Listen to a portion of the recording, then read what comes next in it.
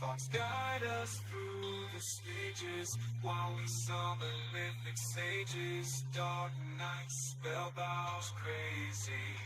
Mythic Squad will remain for the ages. Mythic Squad, no, we'll never be banned. Not from a far side or any project. Mythic Squad, every hero's on quest. Step aside, oh my friend, you will have to repent.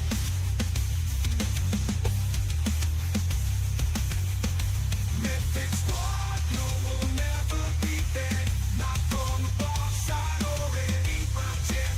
Mythic Squad, every hero's on quest. Step aside, oh my friend, you will have to repent.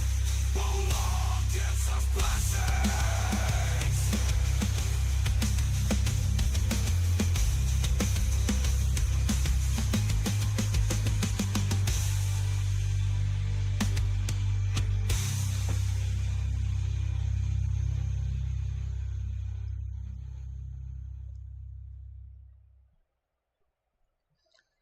Welcome everybody to another episode of your second favorite podcast. This is KarmaKast with your favorite Italian host 91K. Mythic Squad in the building. Yeah. So what are we going to talk about today? Today we're gonna do a really cool slideshow talking about how to build perfect PvP heroes. Now we're getting closer and closer to the moment where we're gonna have great tournaments. We are actually in the second week of the Jewelers Combat League, and we're seeing that the sponsorship of the games, the competition is starting to rise and rise. The stakes are always higher. We can say it, especially after seeing that game last week with Just Crypto and StycksIntern, where there were for just one of the matches over $1,000 of sponsorship. We can clearly say that we're getting to the point where all of this is becoming really competitive and really an esport. There were a lot of people spectating. A lot of things are going on in the space right now.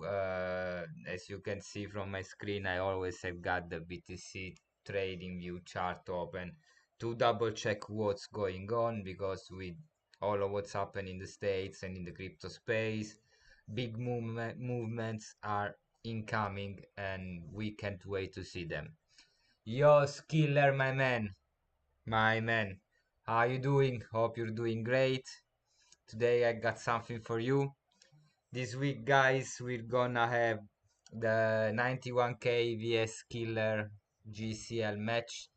Don't miss that. We're gonna possibly play tomorrow. I'm gonna have a chat with him later as soon as I can. We're gonna set that up. Guys, sponsor that match is gonna be a really uh, one of those battles to the last arrow, basically. So, what are we going to do today? We're gonna go through a big explanation that I prepared. Let me just send to quest these guys a second. Differently from a lot of you guys, I'm using expedition not to quest but just to level up heroes. So I'm gonna quickly send this guy to quest. Then I have to see if this PowerPoint is gonna work full screen for you. In the meanwhile, guys, let me know in the comments how was your week in the kingdom, the latest patch day that we had last week. How many of the super cool dead touch heroes have you managed to create? I didn't make that many actually. As you know, I'm not a collectionist. Oh fuck, I'm running out of Kyle. Reject this one. Let me reject this once. Yes, reject all. Let's not do this bullshit once again. I've done it once already where I ran out of Kaya and I didn't realize it, and I had to go on Serendale, swap it, bring it back. Well, it was a nightmare. So let me do this a second. Just 5 is fine. Then Clayton went, Kaya went over Jewel once again. I was really enjoying the moment where Jewel was worth more than Kaya. So. How many Death Touch skin did you manage to create? I created some, but most likely I burned nearly all of them. I kept just few of those. I got a really nice warrior I'm gonna show you in a bit. You're gonna see it in my PowerPoint. Yeah, resubmit this tree. I only made a few as well, Skiller. I mean, I don't spend a lot of time seeking appearance of the heroes, although sometimes I manage to get, those cool things like the orbs, the tentacles, or the shinobi haircut. But, I mean, I'm not a fanatic of that. I know you have to ask Ultra for that. Ultra is much more focused on the appearance of heroes than me. So let me double check these. We are 54 out of 198. Skiller, this guy is 17, is gonna get to 18 by a couple of hours from now. So probably with a bit of luck tomorrow we can play. Focus on PvP and level. Yeah, as well, man, as well. I'm doing the same thing. So let me double check if this works full screen for you as well, and if you can see it. So I'm gonna wait a second for the to see if the screen is working there. I got a second screen which is actually my phone where I can see what's going on in the live stream. So is it gonna work or not? Let's see. I'm really curious about this. So if I see a big white screen, yes, I see a big white screen. That's great. Okay, so let's proceed. So what are we gonna do today? We're gonna, of course, presented by KarmaKast, as you can imagine. This is PvP heroes, perfect builds, and how to summon them. And I swear, I'm not gonna recast Johnny Depp halfway through it. Just saying. So, first of all, the question is, what makes a perfect PvP build? This one in the image is not a perfect PvP build, but I really love Telgujal. It has been my first Mythic Archer super skilled. Has got a really high total value stat, so I keep spamming him everywhere. But he's not my best archer now. So what we're gonna look at is class, intending the primary and the subclass. We're gonna talk about rarity. We're gonna talk about stats and in the specific stones, crystals, bonuses. Then we're gonna talk about traits that became a really main focus in the game for everybody. And then we're gonna talk about equipment. Not super in depth about the equipment, otherwise we're gonna finish tomorrow, but we're gonna schedule a live stream, a KarmaKast episode just about equipment. But we're gonna touch that subject as well. So we start with warriors. This is the really cool warrior with the death touch skin that I summoned. I've received already a ton of offers for this. I'm not gonna sell it yet. I really like it. The appearance of this hero is fucking crazy good. So yeah, a bit of fluff here and there. Yeah. Okay. So first thing we're gonna see about the warrior is subclasses. Now I started all of this thinking about separate builds for each class. In this case, we're gonna talk about the DPS build and the tank build for the warrior, which are the two main builds that we can have. The DPS build would prefer as a subclass something like a True Warrior, a Berserker, a Dark Knight, Dread Knight, Dragoon. While for a tank build, you would like to go for a Knight, Legionnaire, Paladin, Monk, Dread Knight. So, for the DPS build, what you're looking at is something that can boost your strength, your dexterity, your agility, something that can make your warrior a bit more tough when it comes to damage output. While for a tank build, what you would like to see is something that can boost your HP gain, your vitality, your endurance. So, stats. For a DPS build, what you're looking for is to get to focus on three main stats that are strength, dexterity, and agility. Possibly, that will be, of course, what I'm talking about here is a dream situation. It's a dreamlike situation. It's not something that you can manage to do that easily. But we're gonna get to how to build these heroes at the end of this explanation. What we're gonna say is that in the idyllic situation, you would like to have green strength, blue dex, and you will focus on strength, dex, and agi as grow rate of your hero. The stones that are preferred for this kind of build is a might or a finesse stone, because you want the juicy extra strength or the juicy extra dexterity.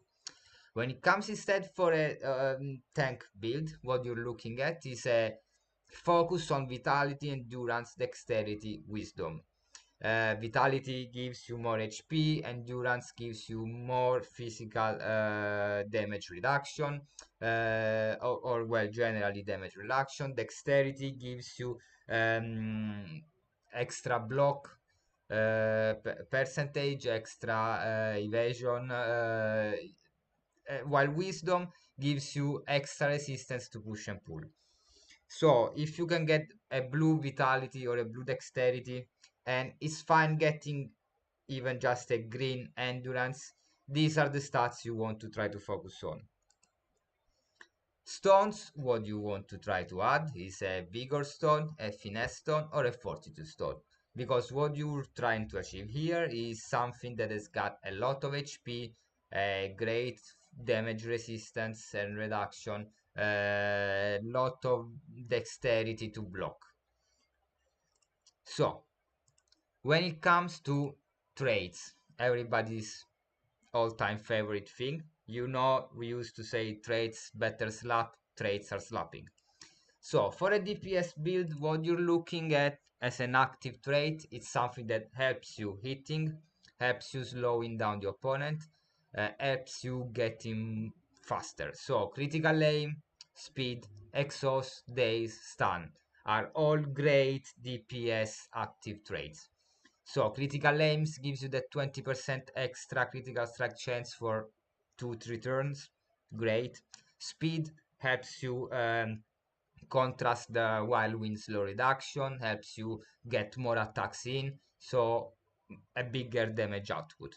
Exhaust, daze, stun, they all do more or less in this situation the same thing. They help you slow down the opponent, they help you hit far away opponents that are not in the front line, they help you move them on the timeline, because a daze is gonna, or a stun is gonna move the opponent down the road on the timeline, which is something that can change the sort of a game. When it comes to passive traits, what you're looking at here in this case is Duelist, Clutch, Foresight, Menacing, Toxic, Giant Slayer, Last Stand, Second Life. So, Duelist is gonna increase your block, which is always good on whichever hero you have, but it's gonna increase your attack when you get in a 1v1 situation. Clutch is gonna increase your damage output when you go on low health, which can save your ass at the end of a game. Foresight is gonna increase your evasion, which is really good for a DPS because it's gonna most likely get targeted a lot. Menacing reduces the opponent damage output, always good. Toxic, when we're talking about an hero like a warrior that has got several instances of damage, Look at Rapid Onslaught, Whirlwind, all attacks that cause damage on several instances. Having that little 3% percentage of possibility of going in with a poison is always good, because consider that over 30 instances of attack, 33 instances of attack, you should get a toxic in. If you think about 4 attacks from Rapid Onslaught, 3 attacks from Whirlwind, you're already talking about seven instance of attacks in 2 turns. If you go with the speed, swiftness potion, something that makes you attack faster and more often, you're gonna land a toxic poison in one of the games. Then Giant Slayer, everybody right now love this kind of trait, because when it's gonna make your attacks boom in damage. So Giant Slayer, last stand, it can help you last longer on the battlefield, especially if you don't play an healer or your healer goes down. Last stand can help you stay there longer and land that final attack, final blow that changes the game. Second life, who doesn't love coming back to life when they lose an hero that is a DPS, especially a DPS. DPS are one of the most targeted type of heroes at the moment, because of course people want to cripple your possibility of dealing damage. When we talk about a tank build for a warrior, what are you trying to look at as active traits? Is heal, cleanse, iron skin, death mark, exhaust, date, stun, second wind, resurrection. So we're talking about all traits that can be supportive or can be helpful when you try to resist. So heal, cleanse are really useful, especially if you don't have got an healer or a support in your team and you want to play double DPS tank. That's a good way to go. Having the tank being able to heal and cleanse is gonna save your potion slot, so you don't have to waste that really useful stones.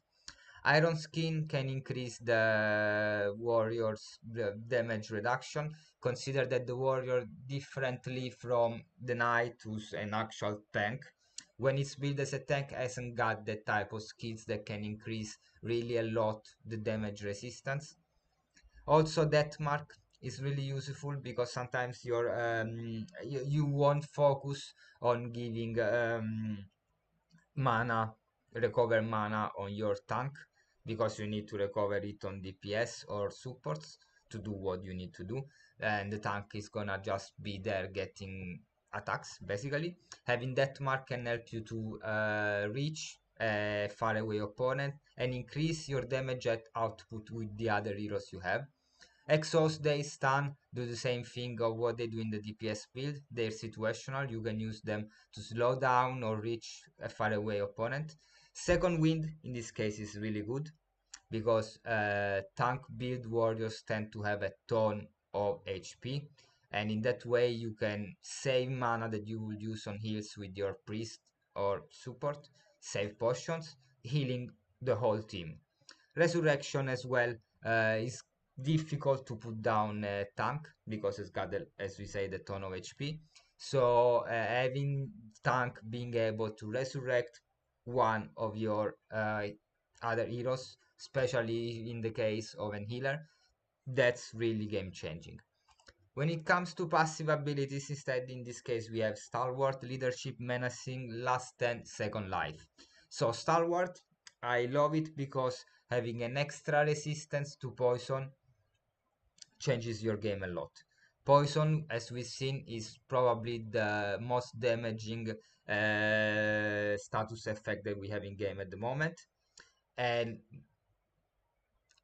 forces you to waste a turn to recover from it, to use a potion, to use a cleanse. If you can resist to it more easily, it's always better. Leadership and menacing, improving the damage output of your other heroes, reducing the damage output of the opponent, always good. Last stand, same thing as the DPS build, you want to last long on the battlefield. Second life, same thing, you want to come back to life and be a pain in the ass of your opponent, because they need to make another several hundred instances of damage on your hero to make sure that it goes. When it comes to equipment, for a DPS build, what you're trying to get is an Excalibur, a Gore Axe, a two-hand sword or axe, and the dagger. I called it knife, but it's actually the dagger that increase your critical strike chance and the damage. Light or medium armor, because you don't want to lose the evasion, you don't want to lose the speed. Bockhelm, Scully's Eye, Gore Mask, second hand pants, these things are all good. Bockhelm if you want to double up the retaliate opportunity, which is always good with the DPS build, because having around 10% retaliate means that out of 10 times that they attack you, you strike back. Scully's Eye is incredibly good. We all know that. Costs a lot of money. Actually, we are all aware of that. Eternal Zenith is trying to collect them all. We never know if they're gonna manage to buy it from Okul. I don't believe that's gonna happen. But having that extra precision bonus is always good. Gore Mask, if you have already a high dexterity on that hero and you want to simply increase damage output, is always good. Second head pants, in this case, I think that the slow resistant pants is really great because, as you know, Wind is gonna sometimes slow you down. You might want to contrast that. When it comes instead to a tank build, what you're looking for is an heavy armor, York buckler, heavy shield, buckhelm, the one hand weapon, so sword, mace, gore sword. If you don't get a gore sword, I would go for a mace because that opportunity of dazing is always good. Evasion, second and pants, because you want to contrast the evasion that you lose with the heavy armor. Touch Curio or Elgreen Edge is really good, having a boost on your status, negative status effect on the resistance to those, and having a boost on the block, it would be really great because it's already high considering the shield and the heavy armor. If you got a decent dexterity and then you put the Elgreen Edges on top, you're gonna get a really high possibility of blocking, which is game changing. We saw how effective is blocking attacks, and on a tank build that's really good.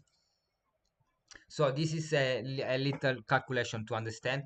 This is the totality of level 20 mythic warriors actually existing in game, and that's the amount of those having matching elite or exalted trait. So as you can see, there's a really little amount of them having some good traits. This is of course calculated only on mythic level 20 warriors. So we're talking about proper PvP heroes that are ready for tournaments, ready for the sponsorship of the esport that is coming on Metis. That said, let's talk about archers, skiller's favorite class, or second favorite class. Again, Tergujal comes always back.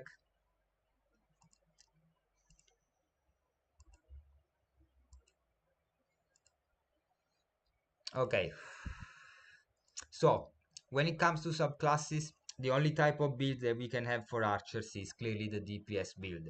Now, we know that we can build it in several ways. We're gonna get into that in a second, but what we're looking at is a DPS build. So, Thief, Ninja, Warrior, Dragoon, Dread Knight, Pirate, Berserker, Spello, Shapeshifter. These are all subclasses that are gonna give you a boost on agility, dexterity, luck mainly. In the case of the Warrior, you will get a boost on strength, vitality. What you're trying to achieve is anyway a boost on the main important stats, which are, now we'll see. In the case of a luck build archer, what you're trying to get is dexterity, luck, and agility, with a blue luck and possibly a green dexterity. The stone that you want to put on that is clearly a fortune stone. We know that a lot of the skills from the archer are not dexterity based but are luck based. Example, one small stone and barrage, which are really damaging skills. The other possible build is clearly the dexterity build, which is the most intuitive one, where you want a green luck because it's always good having the high critical strike chance on a DPS. You want blue dexterity, the more it can grow, the better it is. And you want to focus on the agility. Having extra speed, extra evasion is really, really important on an archer. Because differently from a warrior DPS, an archer is gonna be fragile. The stones that you might want to put on that is a finesse or a swiftness stone. So always trying to boost that dexterity or that agility. When it comes to trades, the two builds are gonna be absolutely the same. I divided them, but eventually I realized a bit too late that I could have put simply DPS build in the center. So what we're trying to get is, as an active trait, critical aim, speed, exhaust, day, stun. Why? Same reason as the DPS build for the warrior. You want that juicy plus 20% critical strike chance. You want that extra speed. You want that possibility of exhausting days or stunning. Those hits from long range are always good if you don't want to waste mana for a proper skill. And being able to move on the timeline the opponent heroes is always great. When it comes to passive, what you're looking for is Duelist, Clutch, Foresight, Clear Vision, Toxic, Giant Slayer, Second Life. Why? We talked about Duelist, Clutch, Foresight already with the Warrior. Clear Vision, really important to resist to blind, is really, really a good trait because it's gonna make you waste a turn with a potion or a cleanse.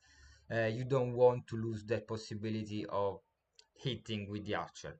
Toxic, again, you got skills that can uh, bring in a lot of several instances of damage. Multi-shot, rapid shot, repeating shot. They all deal 3 attacks. Barrage can deal 6 attacks. A toxic is gonna get in sooner or later. Giant Slayer, we all know the archer with double Giant Slayer is everybody's dream at the moment because that plus 25 or 50% damage is always good. It's actually overpowered. People is saying that most likely this is gonna get nerfed. I don't believe it's gonna get nerfed that much. It's still really good to have one. Even considering the fact that archers don't have got the same HP growth as a warrior, they're gonna often be at less HP than the opponent. Second life, because it's always really great coming back to life with a DPS. We said it before.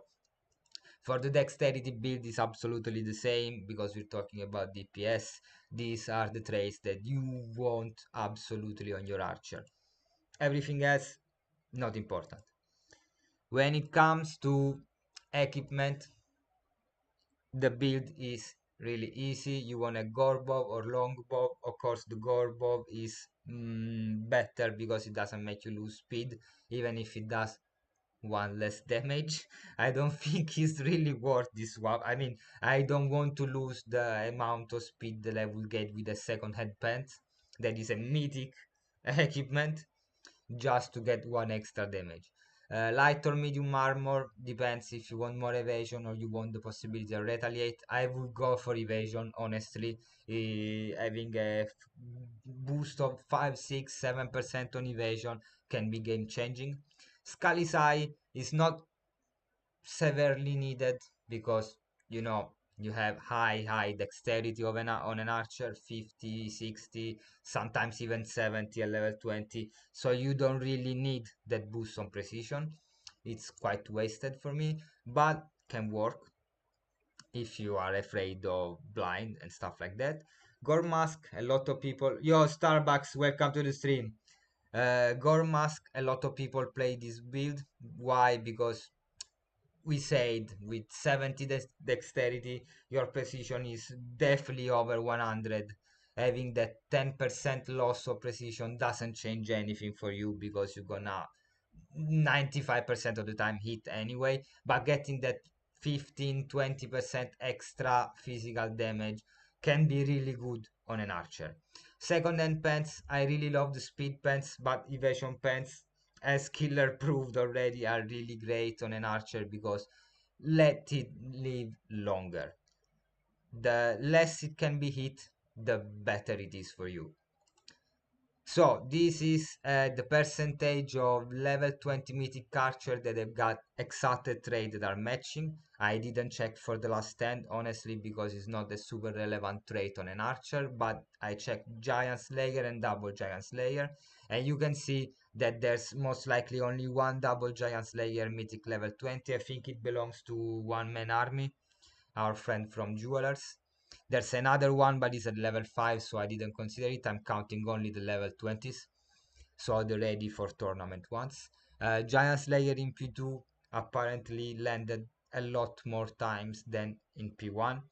Everything else has have got no elite trait that are matching with the class. So this is all the space of opportunity we have, but this is even how difficult it is to land those traits. Now, next, what we're talking about now is everybody less favorite class. I don't understand why, because it's so cool, it's so strong, it's so weird, it's so fun. It's the Berserker. And I found in the tavern this really cool Indian Thor Berserker, basically.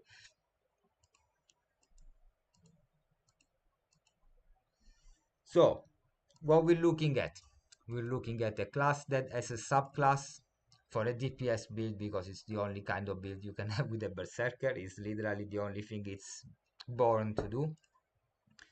You're looking at things like Thief, Ninja, Warrior, Dragoon, Dread Knight, Pirate, Berserker, Shapeshifter, Dark Knight. Why? Because you want classes that can boost your agility, your dexterity, your luck, or your strength, your dexterity, your vitality. The main skills, and we're gonna see it in a second. Oh, great. Guys, go check the Mythic Squad Etsy store. A lot of new products are gonna come out soon, soon, soon. Thanks Starbucks for setting that up. That's really great. So what we were saying that what we really want from a Berserker is a boost on strength, dexterity, vitality. But if you can get up agility and luck, that's really great anyway. The type of builds that you can have for a Berserker, and so the type of stats that you might want to boost are for a strength build, you want dexterity, strength, agility, and vitality up. Possibly with a dexterity or vitality blue, because that extra 1-2% is always welcome. And just a green on strength and agility. Why? Because both stats are already going up quite well. The stone that you might want to put there is a might or a vigor because the skills of the berserker are built on strength mainly and vigor. Now, strength naturally grows a lot on berserkers. We all know that. While vigor needs to be a focus for the player.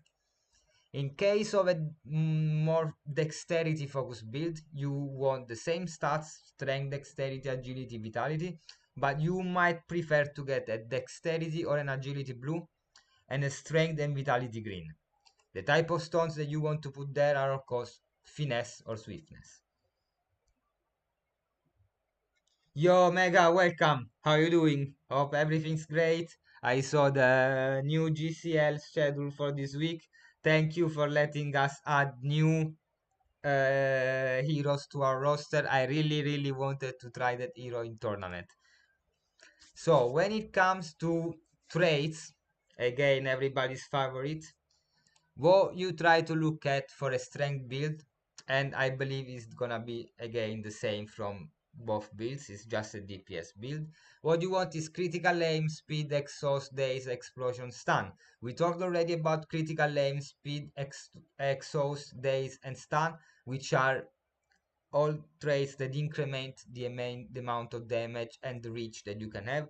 But we didn't talk about the trait that goes well only with berserkers, explosion. When you bring up the attack with all the berserker skills, at a certain point explosion becomes really threatening. Yeah, you have to channel it for a turn, but when it lands it's gonna bring in so much damage to the whole opponent party. It works only with berserkers because it's got all those boosts. Warlord Amazon made this week from a lot of your changes when he had best of luck this week. Yeah, I know. Everybody's building heroes for this tournament. So, when it comes to passive traits, we talked already about all of them. You know the reason. Duelist, Clash, Foresight, Clear Vision, Stalwart, Toxic, Giant Slayer, Second Wind, Second Life. All things that can boost your attack, can boost your evasion or resistance to blind and poison, so things that are gonna cripple you. Toxic, really good because berserkers have blind rage that can bring in 8 attacks in a turn, and out of 8 attacks there's the possibility of bringing in a toxic. Maybe not on turn 1, not on turn 3, but on turn 5 you're gonna land a toxic mathematically. Sooner or later you have to. Second life, it's always good to come back. Second wind is great in this case because berserker have a quite of a decent amount of HP, much more than an archer for sure, not as much as a tank build warrior or knight, but still having that powerful heal on the whole team is always welcome. In the case of a dexterity build,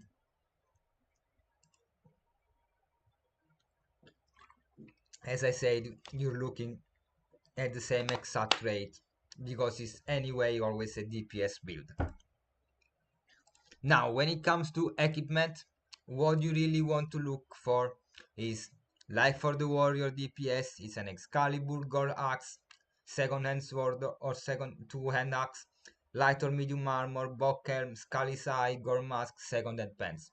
Scully's Eye in this case is really useful because berserker don't have that great dexterity grow, and even if you grow it, the precision is never gonna be as good as an archer. So I play them with gore masks, but just because I don't have any Scully's Eye. Otherwise I would have probably put one of those there. This is the amount of Berserker level 20 with matching traits, or Exalted or Elite. Seems like they're more compared to the other classes. It's not true, it's just that the total amount of level 20 Mythic Berserkers is really low. There's only 20 of them, 22 of them. So, seems like that the amount of good traits are higher. That's not true. It's still always one or two of them, no more than that. I believe it's only one double giant slayer, one giant slayer in P2, and one second life. That's it. Everything else has got no relevant matching traits. So next is the turn of the knight. This is my really beloved tiny ash blade.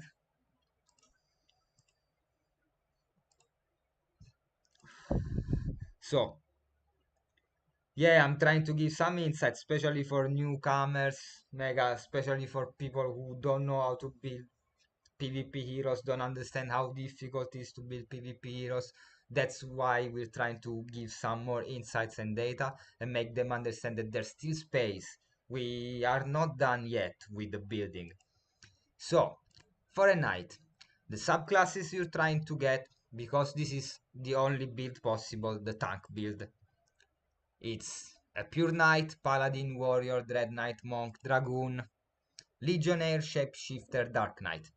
All subclasses that somehow can boost your vitality and endurance. That's what you want to look for.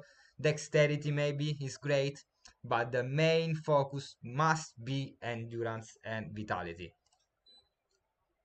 And now we're gonna explain why. So,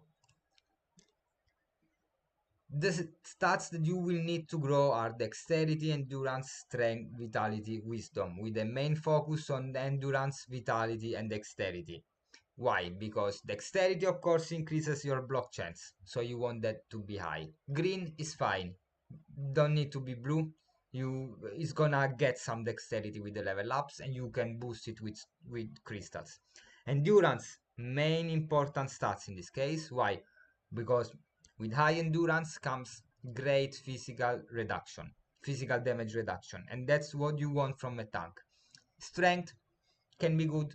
I mean, sometimes you're gonna land some attacks with knight. I don't believe that knight have a space in the DPS field. They're not made to damage. They're made to be situational, tanky. They're made to get hit. They're made to daze and push opponent and do field control. High vitality, super important. More vitality means more HP, and you want that knight to get closer as possible to 1500 HP by level 20. Wisdom. Why wisdom is important on a non-spellcasting class? Because as we said before, wisdom is involved with the push and pull resistance. And you don't want people to move the knight from there. Because as soon as they move it, they got a window to hit something that is a DPS or a support. The type of stones you're trying to get in this case is fortitude or vigor. So, why? Because, as we said, high endurance, high vitality is exactly what you need in this build. When it comes to traits, it's something that we saw already with the warrior tank build. What you look for is heal, cleanse, iron skin, death mark, exhaust, days, hardened shield, stun, second wind, resurrection. So you would say nearly all of them basically, but that's not true. You don't need anything that is damaging. You don't need anything that is threat to the opponent. You need things that are a support. You need the possibility of having extra heals or cleanse. You need the possibility of increasing your physical damage reduction without having to waste mana for it. You want the possibility of improving the damage output of your other party members. You want the possibility of doing field control, exactly what you will do with a push skill, with a silent skill, with a stun skill, all skills that the knight has got already. You want to make sure that you do field control. Then second wind. Why is second wind great on a knight? Because it's got a lot of HP and it's gonna bring back a lot of HP from all of your other party members. Resurrection again. When you got a high resistance, high HP hero, it's easy for it to survive longer than the others and not to be the main focus of your opponent attacks. They're gonna focus on your healer, they're gonna focus on your DPS. But at that point comes in the fact that the tank can have that resurrection that is gonna save your game last second. When it comes to passive traits, what you look for is duelist, because having that extra block percentage might be a way to save your ass from big damage incoming, because your tank is gonna get beaten up a lot during the game. Stalwart, why? Because as I said before, poison is a really annoying and damaging effect, and the more you can resist to it, the better it is. Leadership and menacing, same story as before, guys. Boosting your parties, the rest of your party's attacks, especially considering that this is a tank, so it's not gonna be the attacking one, so it can afford to not have that boost and give that boost to others. Menacing, reducing the opponent damage is always good. Last 10, the longer this lasts, the better it is. And with last 10, you're gonna increase by 300% the amount of physical reduction and resistance. And this hero has got already a huge amount of physical reduction and resistance. Second life coming back means this is gonna last longer, and the longer it lasts, the more it's gonna be difficult for your opponent to get to the rest of your party.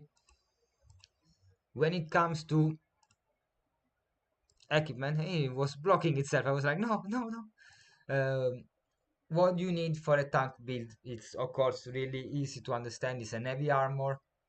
You really want to enjoy that extra initiative when you block and that push and pull resistance.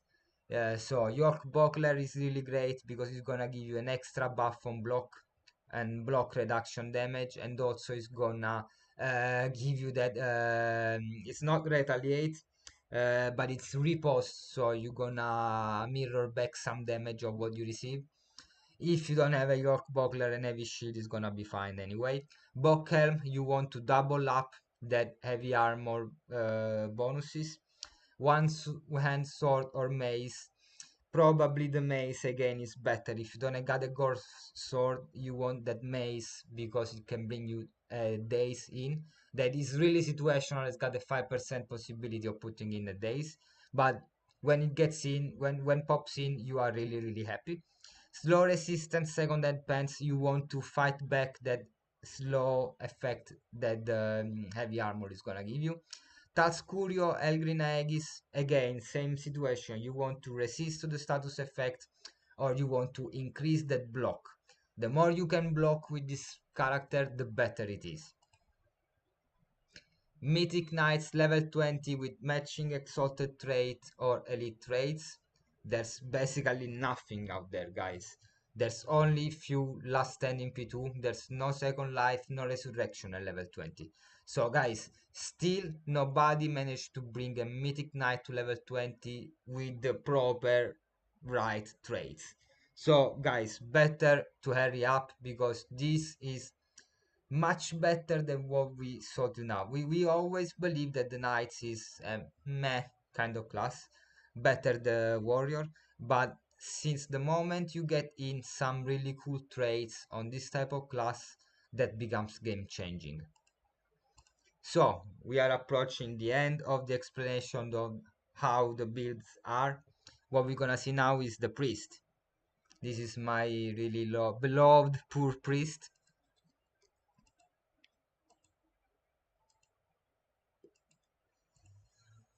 So when it comes to subclasses, what you are trying to get.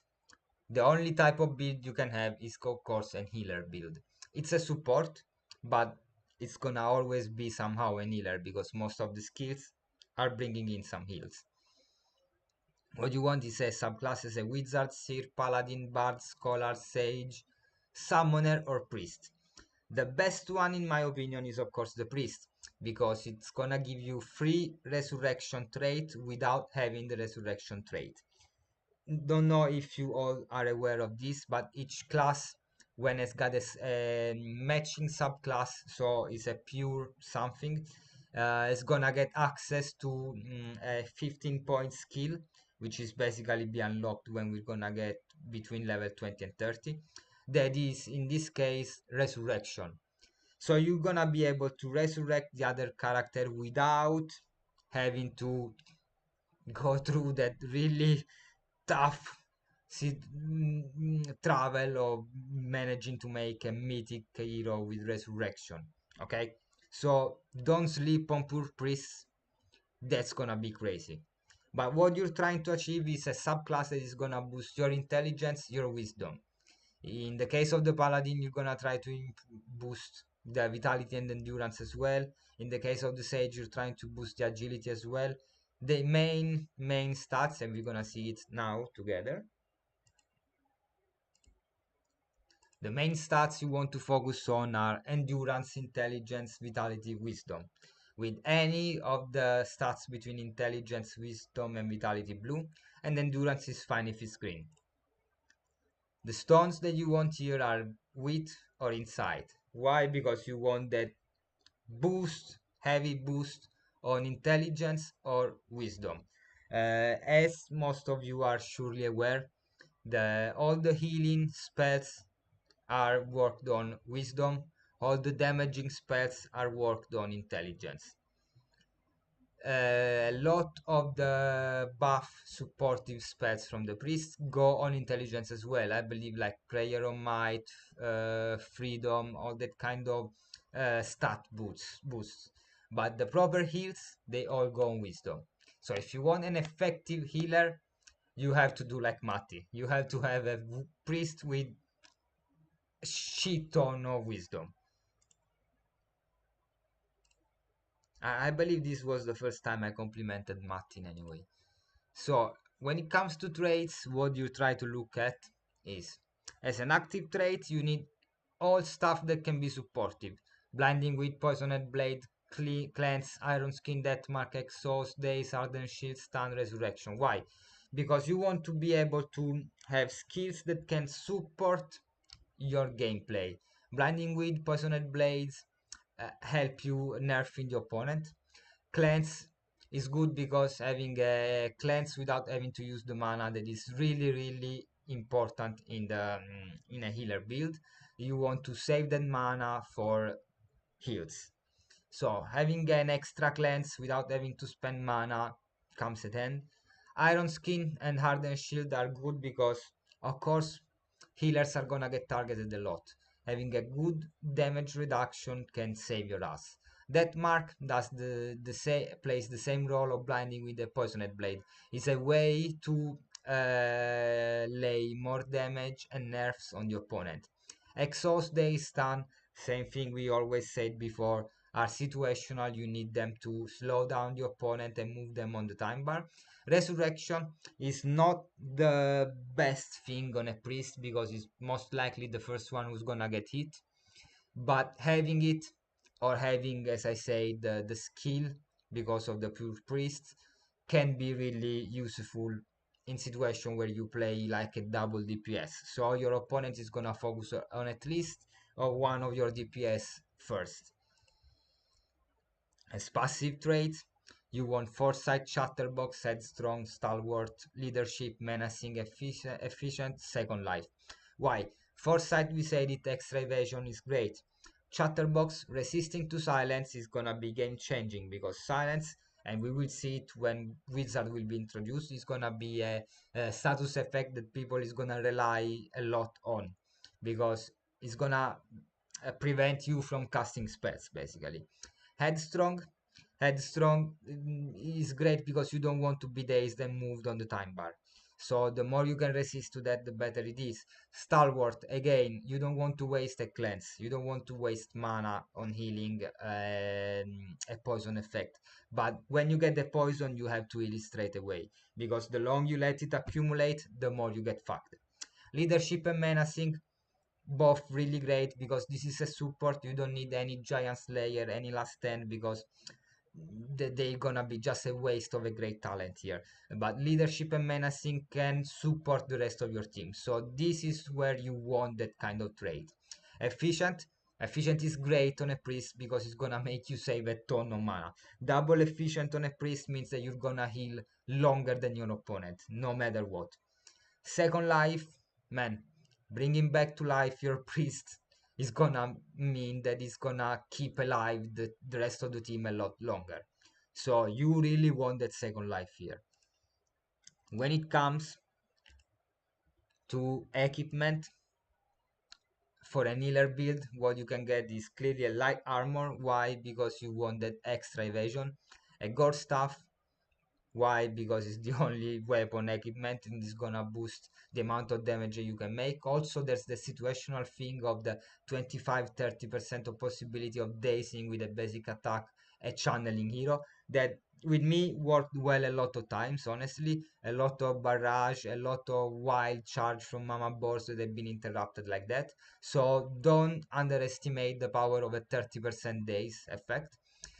Slow resistance or evasion seconded pants. Why? Because you don't really need the speed pants here. You might want to save those speed pants for a DPS, but evasion, man, this guy's gonna get targeted most of the time in your team because he's the one that is gonna keep your team alive. So evasion pants, boosting that evasion is really really important here. Talscurio or Elgrina Egg is same thing. You might want to try to boost the block, or you might want to boost the status effect resistance. In this case, this is really a secondary option. If you can, you might want to go for an evasion second advance. Even the spell hat that gives you just the 2% bonus on spells might be really nice in this case. Now, Mythic Priest level 20 with Elite or Exalted matching traits. That's basically one with Second Life. You won't get, you don't find anything else in the level 20 Priest. Guys, this again gives two ideas. First of all, the idea of how difficult it is to get this type of traits on heroes. But second of all, the idea of how much space there is in getting in the top of the game right now, because the monster heroes are not there yet. So let's see the last of the codex classes. Seer, that's my level 20 mythic Seer. It's a Seer priest. We're gonna talk about subclasses in just 1 second.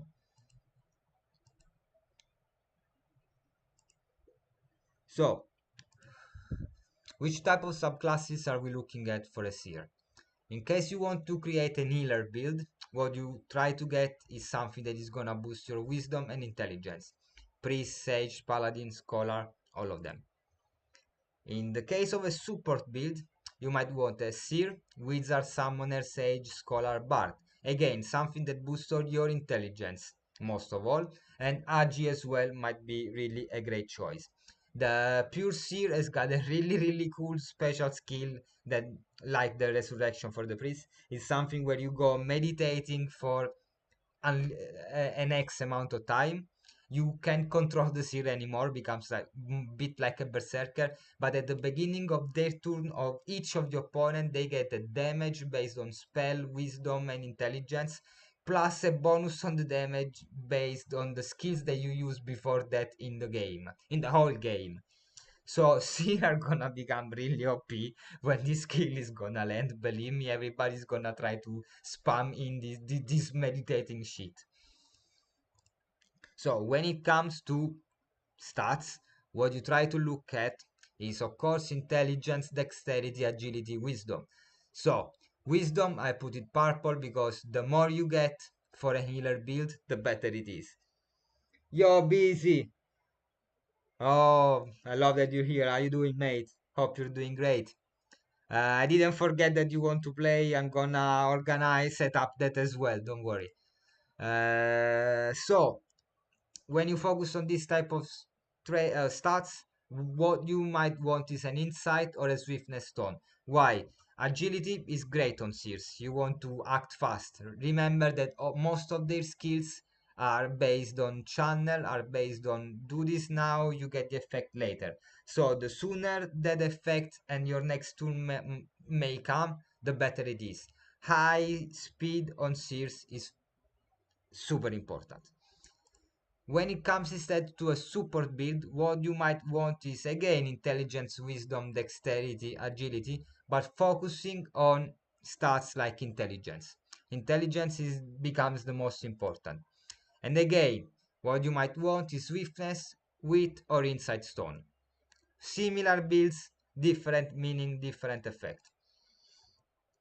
All depends on how you want to play the series. If you want to play it as a support, which means that you don't have got an healer, which means that you have an healer as well, you might want to focus on intelligence, on all those skills that give you extra bonuses. While if you don't have an healer and you want to play the seer as an healer, you definitely want to have high whiz. So traits, I believe again these two lists are gonna be really similar. What you want is the same as you might want for a priest, all stuff that can be supportive. Blinding with poisoned blade, cleanse, iron skin, death mark, exhaust days, hardened shield, stun, resurrection. Again, passive skills same. Foresight, chatterbox, headstrong, stalwart, leadership, menacing, efficient, second life. This is it. It's the same in both situations. What you want is stuff that can make your game go smoother. The smoother your game can go, the most effective a seer can be. So nerfing the opponent, helping healing your allies, um, resisting to status effects is really what you need in this case. Let's talk a second about the equipment for a seer. What you want is clean and light armor because it's all of what you can get, I believe, with the seer. The chicken leg, which when I wrote this, I didn't remember the name. I still don't remember the name of the chicken leg, but we all call it chicken leg, so let's keep it like as it is. Slow resistance or evasion pants, same thing. Again, the Tatskurio Elgreen egg is, yeah, but it's a bit of a waste here. You might want to go for the bunny ears, the 1.5% extra speed, or maybe the witch hat. It's really good because the 2% extra spell might be useful. This is the relationship, the ratio of mythic level 26 with matching elite and exalted traits. We got like one seer with resurrection, one seer with second life. Basically, nothing else. Now, how to build your perfect PvP heroes? And as you can see in this, how to build perfect what makes a perfect PvP hero and how to build it. I didn't recast Johnny Depp halfway through it, as I promised. So, how to build the perfect PvP heroes? So, regular portal, dark summon, and total level 20 mythic heroes. This is the relationship. We have more level 20 mythic heroes that have been summoned in the regular portal than in the dark summoner. I wanted to go down in this type of numbers a second before getting into how, because the how is gonna reverse these numbers, and this was for me something funny to see. What people will think, look at this number, is that most of the PvP heroes have been created in the regular portal. And looking just at this number would be, yeah, exactly, because there's nearly 50, let's say nearly 30 more heroes created in the regular portal than in the dark portal.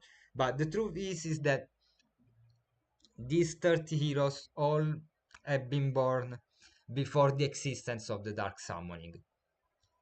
So we don't have to let these numbers trick us, but we need to consider them. So, what are the odds of rarity chance in the regular portal? This is a summon between two mythics. All of what you get is a 3.5% of getting a mythic, which is not idyllic, it's not a perfect chance of getting a mythic. What are instead the odds of obtaining rarity from a dark summon? So, if you put a rare and a legendary, and if you put a rare and a mythic, what you get is an 85% of getting a rare, nearly 10% of getting a legendary, and a 5% of getting a mythic with a rare plus a legendary.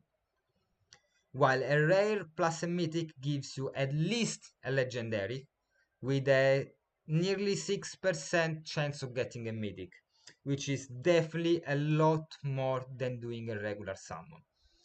So, what we understand from this is that if we want the rarity boost, we need to get in the dark summoning.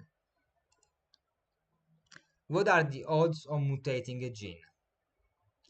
So, when you put a leadership and efficient gene, I'm doing the example here, you get the 30.5% chance of getting back one of them, and the 14% chance of mutating the gene into Giant Slayer.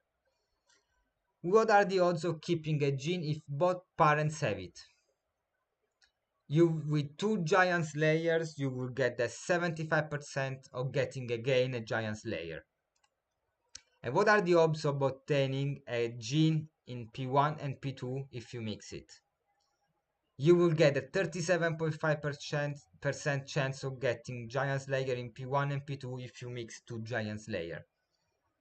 Which of course is not the 37.5% chance general, but it's 37.5% chance in P1 and then again a 37.5% chance in P2. So, what we deduce from this? How do we build this PvP monster? We use what I used to refer to the Beaver's Pyramid. Now, it's because I've learned all of this from Beavers.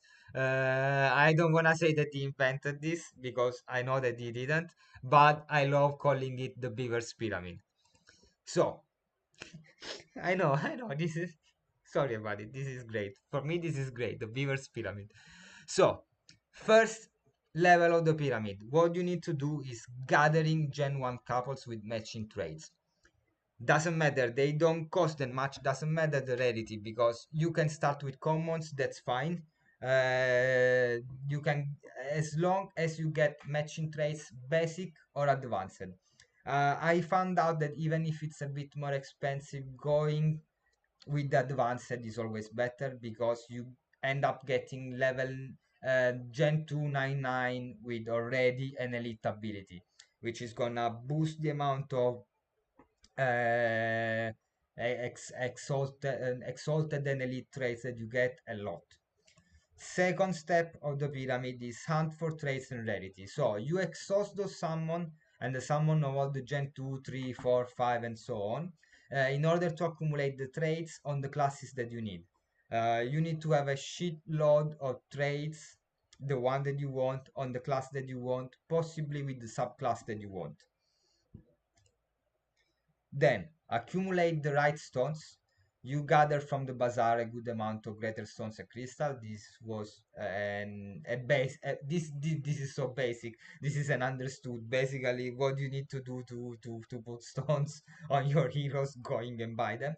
Um, at that point, you combine in the pit the heroes that you manage to get with an higher rarity heroes. So you want to burn it with a mythic or legendary with extra summons in order to boost the rarity. Remember, of course, to put the stones. Don't be afraid of wasting a stone, because the day you don't put the stone, you get the mythic hero with the traits you want, and you're gonna die inside because you didn't put the stone. And of course, if you don't put the stone, you will end up to have to reburn it again, and you will get the stone, but you won't get the trait. 100% true. We all know that it goes like that. Last step of the pyramid is clearly stamina potting everything. You want to get to level 20 as quick as possible. How do you do it? You get a mythic pet with experience boost for a specific quest. You give it with a premium threat on the with a premium treat to you assign it to the hero. You unlock the quick study power up, send on expedition, and bam, go as quickly as possible. Remember to put greater crystal on every level, and remember to focus on the stats that we've been seeing here in the stats block of each class. As somebody once said, we all know that changes are gonna come to the game. Nerfs are gonna come. We are already all afraid about the possible nerf of Giant Slayer, especially because getting a double Giant Slayer has been so fucking difficult. But as somebody used to say, you can nerf the archer, but you can nerf the player. This is the wisdom of Beaver Buddha. Always remember it. So, this was a guide on how to build perfect PvP heroes, which are the actual setup for these PvP heroes, what you are trying to look for, what you want to have in your pocket when the tournaments are gonna drop. Now, I would love to play a quick PvP match. I don't know if any of you is available. Think about it. Let me know in the comment if anybody wants to play a quick PvP match. In the meanwhile, I'm gonna leave 2 minutes for today's sponsor. Introducing the One Small Stone Knives set by Chef Skiller. Slice, chop, and dice like a pro. Elevate your culinary experience with the One Small Stone Knives set, meticulously crafted for chefs and home cooks alike. This elegant set combines functionality with stunning design, making it a must-have for your kitchen. Precision-forged blades. Each knife is crafted from high-carbon stainless steel for exceptional sharpness and durability. Experience effortless cutting with every slice. Ergonomic handle, designed for comfort. Our handles provide a secure grip, ensuring safety and control while you cook. Versatile selection. This set includes a chef's knife, paring knife, and utility knife. Perfect for any task, from chopping vegetables to filleting fish. Stylish and functional.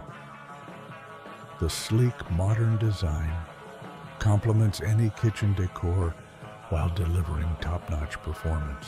Why choose Chef Skiller? I, Chef Skiller, strongly believe that every meal deserves the best tools. My One Small Stone Knives set not only enhances your cooking experience, but also brings joy to your kitchen. Order now and receive 10% off your first purchase. Transform your cooking with the One Small Stone Knives set.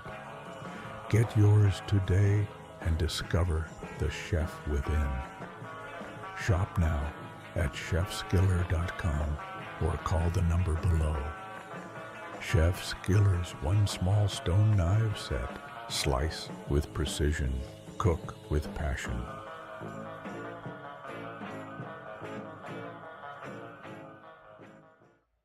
And welcome back. Thanks to today's sponsor, Chef Skiller's one small stone knife set. In order to make this bullshit, I had to watch around 2 hours of Chef Stony advertisement to understand how they were built. So again, guys, if any of you wants to play a quick match, let's check BTC a second in the meanwhile. It's bouncing up. Guys, I'm really doubting about what's going to happen here. Again, if any of you wants to play any match, that's awesome. Yeah, man, imagine getting 3k jewels just for that every time and selling knives like that. I love the thing that he says, like cutting like a pro, and leaf of iceberg lettuce finishes in his eye. That's a great moment. So let me see if there's any open bout to pop in. Again, Skiller, Mega, anybody, Starbuck, anybody, if you want to join for a game, I would really love to have a quick match. Let's see if there's anything open. Find open bout. There's nothing. Let's see if there's anything to vote on. There's nothing. Nobody's playing, guys. Chef's Killer is king. Chef's Killer is king, man. I want the t-shirt with Chef's Killer chopping stuff. Okay, if nobody wants to play, I'm gonna just quickly have an hunt and then we wrap up the stream for today. Thank you, of course, everybody for participating in this week KarmaKast. I'm gonna try to set up next week episode to have a bit more fights. Yeah, imagine Skiller you can't right now. Actually, I'm quite happy you can't right now. Last 10 times we played, you smacked me down with those fucking archers. So I'm glad you can't. So what I want to go for here is this. As you can see, I got a lot of ready to level up heroes that I'm not leveling up. I haven't been actually hunting in the last week and a half.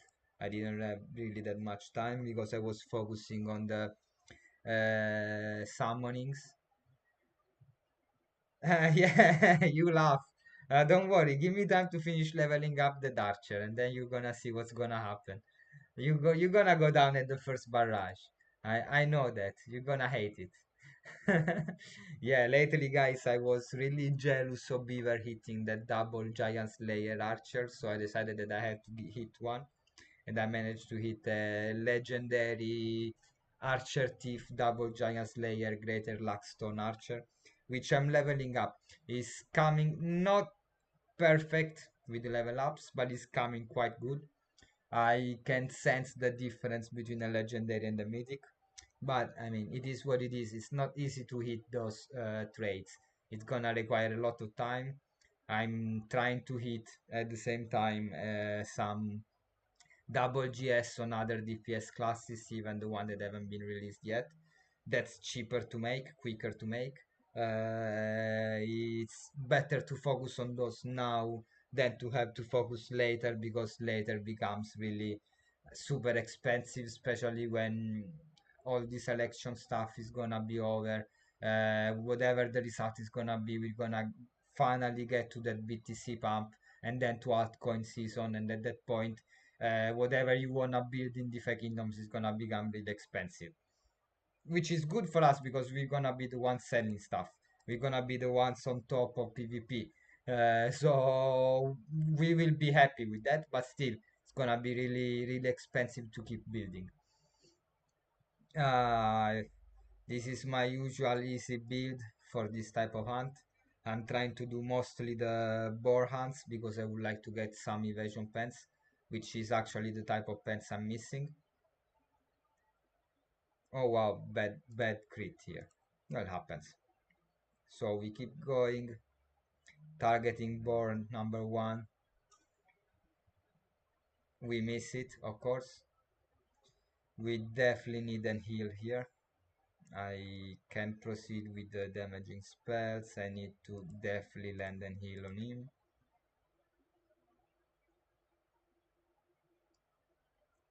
Oh, pla, crit landed. What we gonna do here? I want an heal over time. The problem of playing without the basic heal, which is the most effective, is that then you don't have big heals to recover. But this heal over time is gonna be enough, I believe. Especially because I have a trait heal there that can be can come in hand. So what I'm gonna try to do is gonna try to nerf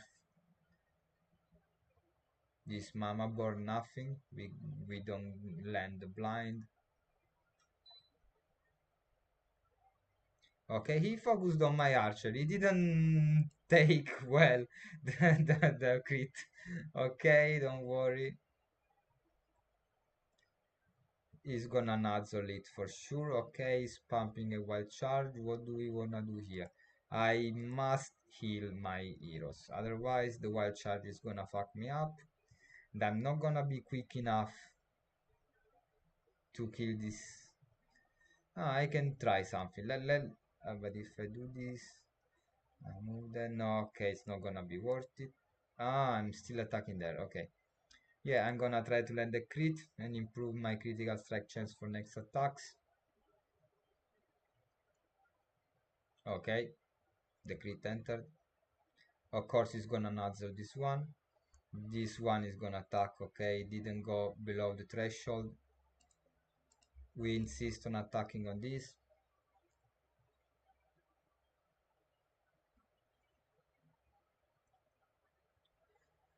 Okay. Damn, I hate the wild charge. Okay, heal over time. Let's try to bring in some more damage.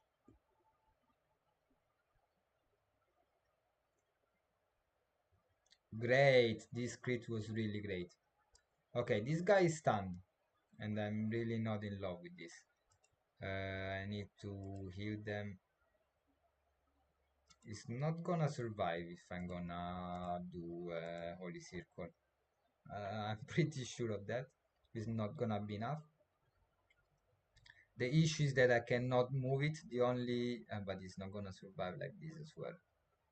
Let's see. Ah, okay, Charm, okay. Yeah, it's gonna survive.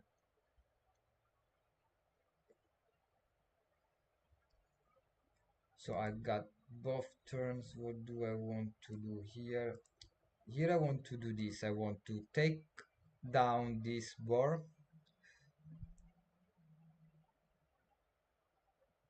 Fuck. Not good. Because here I'm forced to move this one up front. I don't want to have the archer targeted. I'm not in a good spot right now. What I can try to do, this is 188. Here I'm not gonna land that amount of damage, I believe. I might. Let's see, let's try it.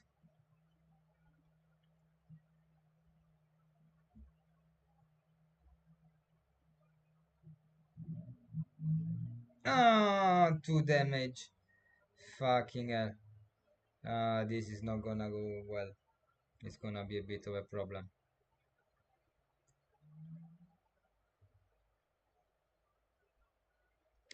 So I can't actually do that. I want to move away the killing. I know that I'm gonna get a rampage. There's nothing I can do about it. Otherwise, I'm never gonna kill these people. What I want to try to do here is healing as much as I can.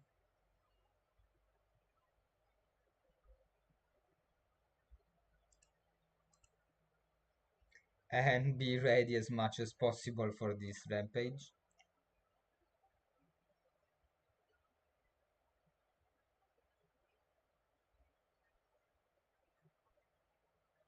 Okay, I might be able to survive here.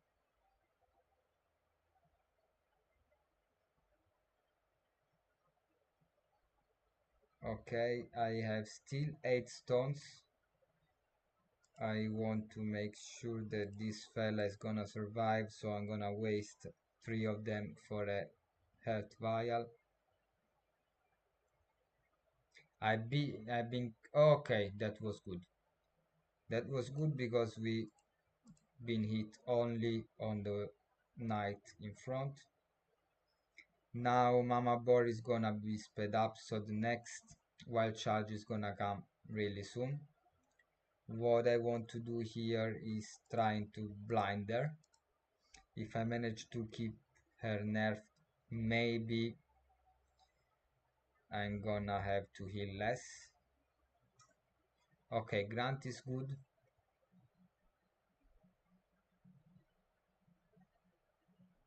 I'm not gonna waste time. I'm not gonna waste mana here. I want to reduce the possibilities of it damaging me in the future, so I'm gonna keep it. Fucking hell, I really needed to heal. Okay, doesn't matter. Now what I'm gonna do is giving some mana back to the priest, because I will definitely need it to be ready to heal soon.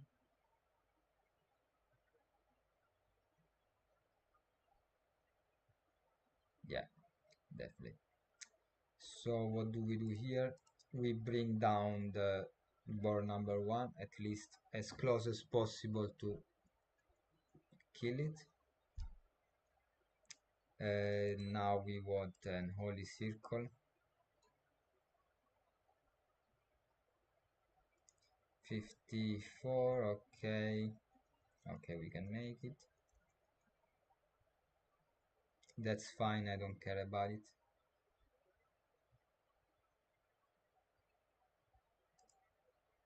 Now we're gonna land in some small damage.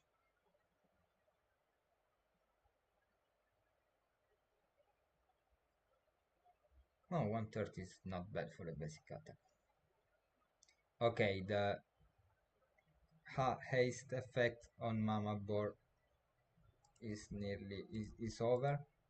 She's ready to wild charge, which is something that most likely is gonna happen in the next turns, hopefully.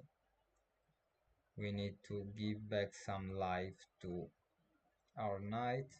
What I'm gonna do now is basically sacrificing my priest.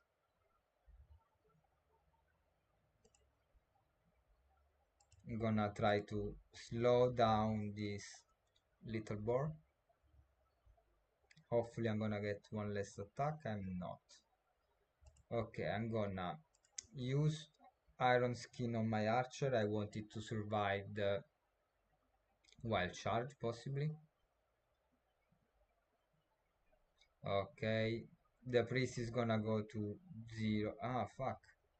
It doesn't have any... No, not enough MP. Okay. What it can do is cleansing this bleed that is really being annoying.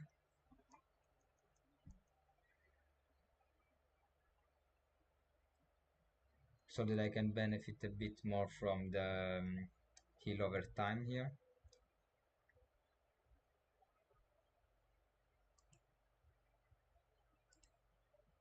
I don't believe I'm gonna make again 130 damage. Yeah, perfect. So I'm not gonna waste MP here because I will need it.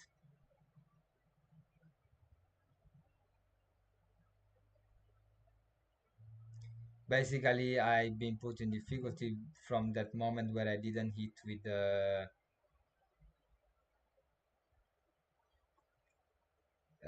the Holy Rat, because I really needed to take down that boar in that turn without getting the rampage, but I ended up having to get it. Now the big issue here is that this is gonna be cleansed and healed, which I really don't want to. But the second problem will be if I kill this one and I get a rampage and then I get a wild charge. So really nothing I can do about it.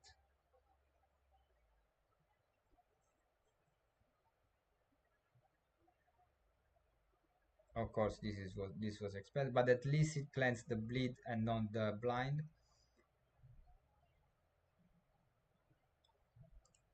So let's take down this motherfucker.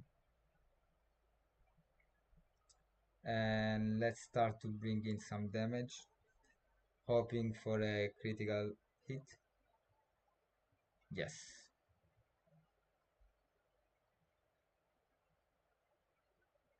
He hit me anyway, but let's try.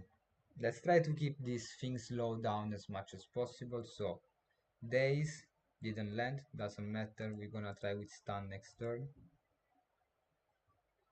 Let's see, whatever I got to do is nearly 800 damage, which is gonna be really difficult with the HP I have, but he's still blinded.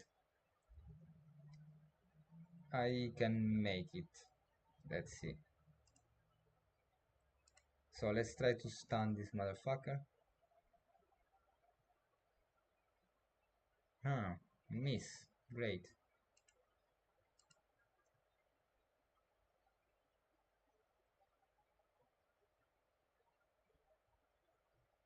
I have 34 MP, this is 21, this is exactly 34, so I'm gonna save the MP for next turn. I don't believe he's gonna kill me in one attack here, I really hope not. Okay.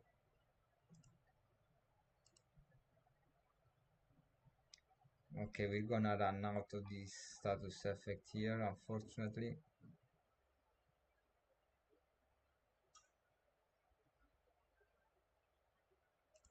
So let's try again with the stun.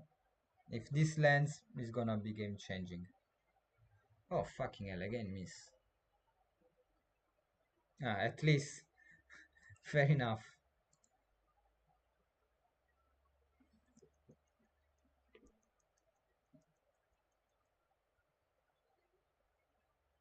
Of course. So now I've got duelist in, but I got only 343 HP, which is possibly not enough. Let's see, I need to survive 3 turns, more or less, in order to win this game. Will I win it? Will I lose it? Seems like I'm gonna lose it. Bleed kicks in. Let's see. I'm not gonna make 205 damages in 2 attacks, even if he misses the next one. I think, okay, grant. Again, this bleed.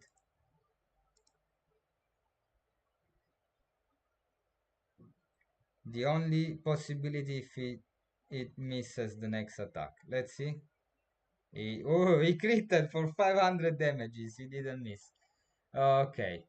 Well, guys, I'm gonna try this again later. I don't wanna waste it.